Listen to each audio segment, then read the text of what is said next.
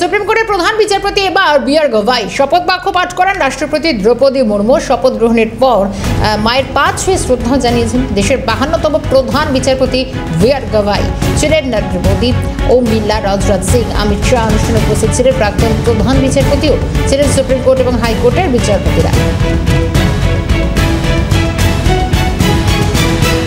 Supreme কোর্টের নতুন প্রধান বিচারপতি বি আর গভাই। টেলিফোন লাইন ইন্দ্রাণী রয়েছেন আমাদের সঙ্গে। ইন্দ্রাণী, দেখো, সুপ্রিম কোর্টের প্রধান বিচারপতির উপর শপথ নিলেন বি আর গভাই এবং আজকে তিনি শপথ বাক্য পাঠ করেন। দেশের 52তম শীর্ষ বিচারপতি হলেন তিনি এবং একই সাথে প্রধানমন্ত্রী দ্রৌপদী মুর্মু যেমন তাকে শপথ বাক্য পাঠ করান, তেমনি এই শপথ বাক্য গ্রহণ অনুষ্ঠানে উপস্থিত ছিলেন প্রধানমন্ত্রী সহ দেশের গুরুত্বপূর্ণ শীর্ষ যে নেতৃত্বরা রয়েছেন তারা ছিলেন।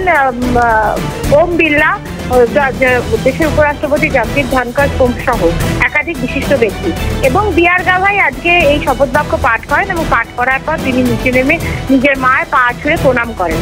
এটা একটা অন্যতম নজির এবং দেশের 52তম শীর্ষ বিচারপতি হলেন সুপ্রিম কোর্টের বি আর গভাই। তিনি সঞ্জীব খান্নার স্থলাভিষিক্ত হলেন। একেবারে নজর থাকবে সেদিকেও। ইন্দ্রাণীকে ধন্যবাদ।